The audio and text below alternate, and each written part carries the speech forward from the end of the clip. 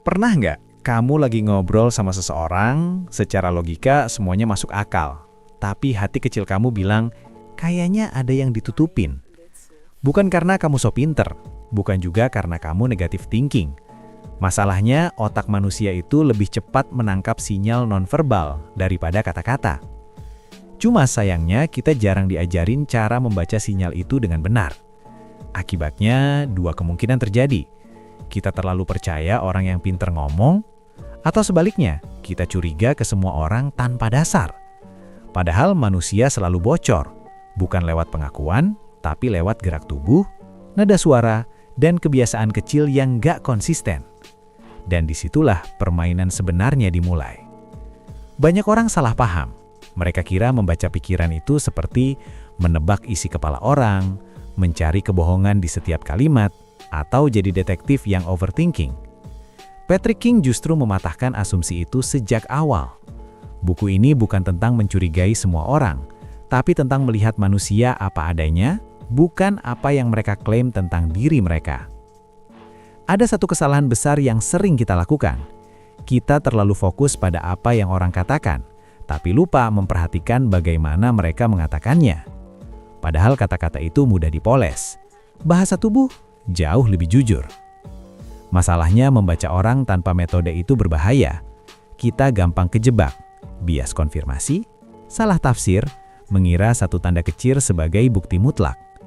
Itulah kenapa buku ini disusun bukan untuk bikin kamu merasa paling tahu, tapi supaya kamu lebih tenang, lebih rasional, dan gak gampang dimanipulasi. Tujuannya sederhana, memahami pola manusia, bukan menghakimi manusia. Oke, tanpa berlama-lama langsung saja kita masuk di bab pertamanya. Orang itu nggak pernah acak, mereka punya pola. Coba jujur deh, kalau kamu ketemu orang baru, biasanya kamu langsung bikin kesimpulan kan? Dia jutek, dia ramah, kayaknya dia nggak suka gue. Padahal, seringkali itu bukan fakta. Itu cuma tebakan cepat otak kita biar nggak capek mikir lama. Patrick King bilang, kesalahan paling umum saat membaca orang adalah ini. Kita menilai terlalu cepat sebelum tahu pola aslinya. Setiap orang punya versi normalnya sendiri. Ada yang emang pendiam, ada yang kalau ngomong tangannya kemana-mana. Ada juga yang dari lahir mukanya kelihatan judes, padahal hatinya lembut. Masalahnya kita sering salah fokus. Kita lihat satu sikap, lalu langsung mikir, oh berarti dia kenapa-kenapa. Padahal yang penting itu bukan perilakunya, tapi perubahannya. Contoh simpel, kalau seseorang dari awal emang banyak bercanda, lalu tiba-tiba jadi kaku dan irit kata, nah itu baru sinyal. Bukan berarti dia bohong, tapi ada sesuatu yang bikin dia nggak nyaman. Membaca orang itu bukan soal nyari tanda aneh, tapi soal nanya pelan-pelan di kepala. Biasanya dia kayak gimana, dan sekarang kenapa beda? Disinilah banyak orang kejebak bias. Kita pengen cepat benar, pengen cepat menyimpulkan. Padahal, semakin cepat kamu menghakimi, semakin besar kemungkinan kamu salah. Buku ini ngajarin satu kebiasaan penting. Tahan dulu reaksimu, perhatikan dulu polanya. Orang bisa bohong pakai kata-kata, tapi sulit banget pura-pura konsisten dalam waktu lama. Dan makin kamu paham pola dasar seseorang, makin kecil kemungkinan kamu gampang dimanipulasi, salah paham, atau drama gara-gara asumsi sendiri. Intinya, sebelum membaca orang lain, kamu harus berhenti membaca mereka dengan prasangka. Bahasa tubuh itu jujur, tapi bukan buat ditebak sembarangan. Kebanyakan orang kalau dengar bahasa tubuh, langsung mikir, kalau nyilang tangan berarti defensif. Kalau nggak berani kontak mata, berarti bohong. Masalahnya, hidup nggak sesimpel itu. Patrick King justru ngingetin dari awal. Bahasa tubuh itu petunjuk, bukan vonis. Kita sering kepedean, baru lihat satu gerakan kecil, langsung bikin kesimpulan besar.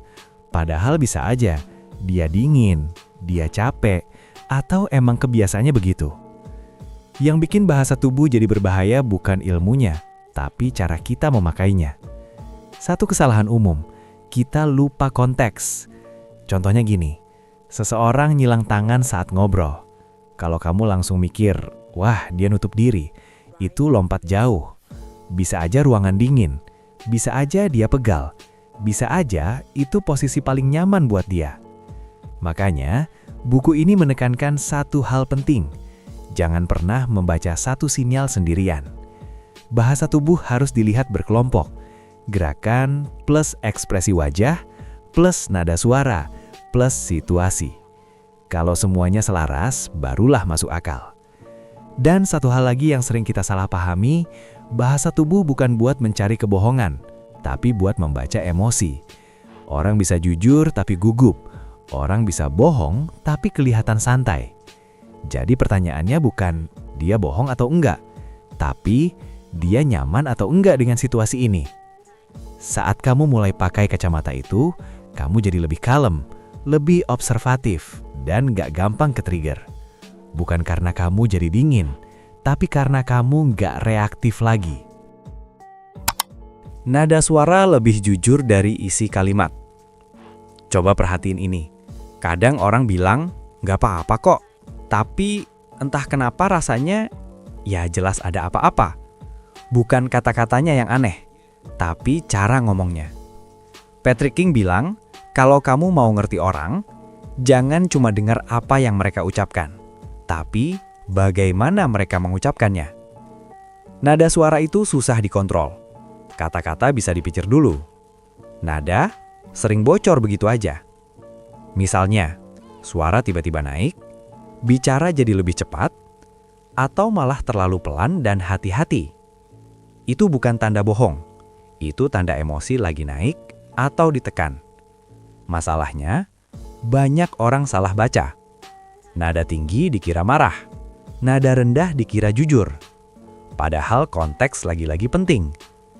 Orang bisa ngomong cepat karena gugup. Orang bisa ngomong pelan karena lagi mikir keras. Yang perlu kamu perhatiin itu perubahannya. Kalau biasanya dia ngomong santai, terus mendadak kaku dan terukur, ada kemungkinan dia lagi ngerem diri. Buku ini ngajarin satu kebiasaan kecil tapi powerful.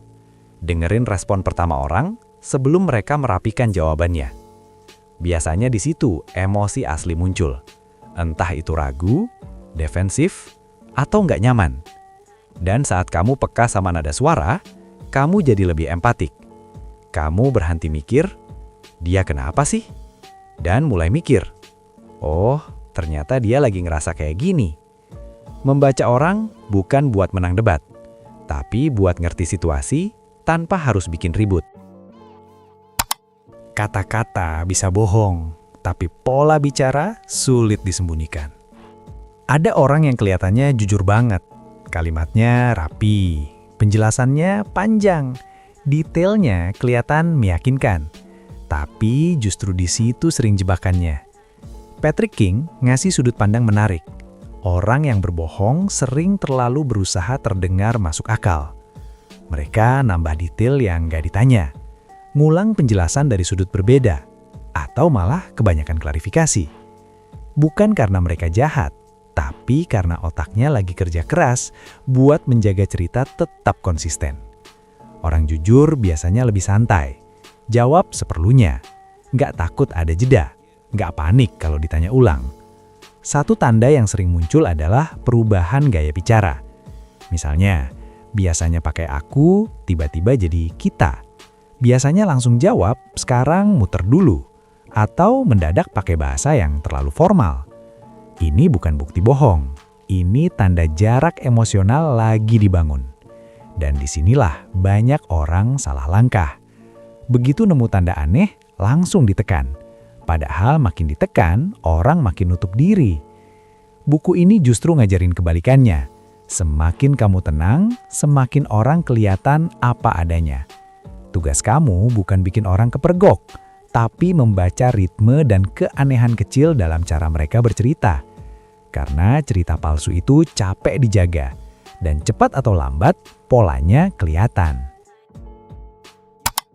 Emosi itu selalu bocor. Sekeras apapun ditahan. Kenyataannya gini, manusia itu makhluk emosional yang sok rasional.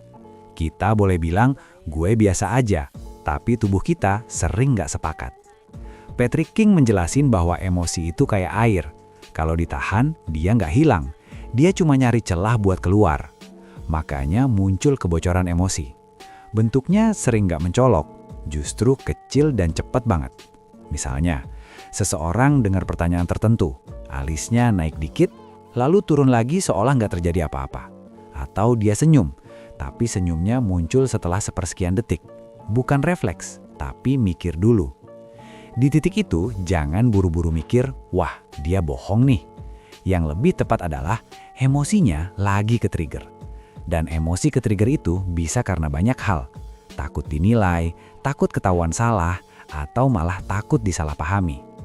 Buku ini ngajarin satu pergeseran cara pandang penting. Kamu bukan pemburu kebohongan, kamu pengamat tekanan. Semakin besar tekanan emosinya, semakin banyak sinyal kecil yang bocor. Makanya orang yang tenang dan jujur biasanya geraknya irit, nafasnya stabil, responsnya nggak kebanyakan. Sebaliknya, orang yang lagi nahan sesuatu sering kelihatan too careful. Jawabannya kepikiran banget, geraknya kaku, seolah takut salah langkah.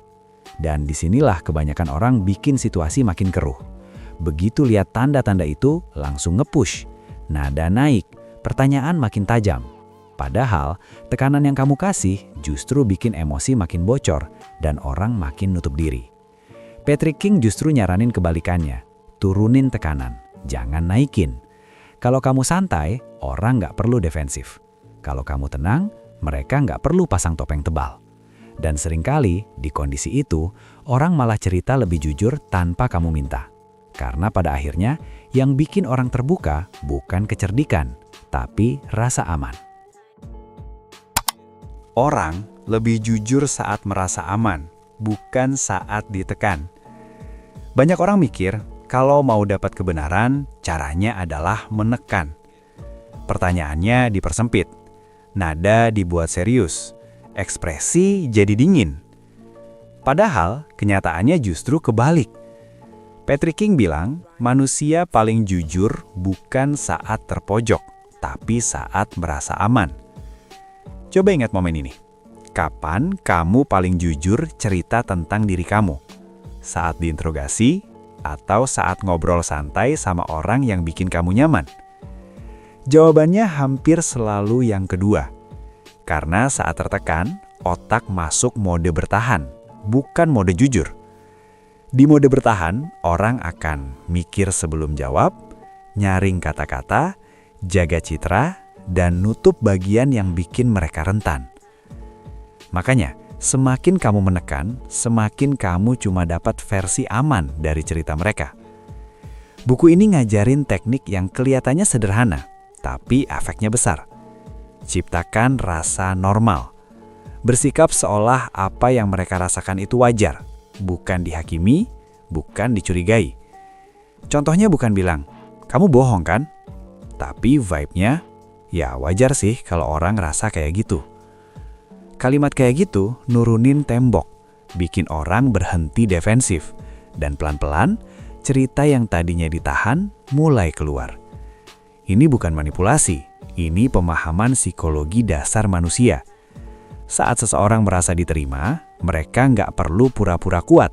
Saat nggak perlu pura-pura, mereka jadi lebih jujur.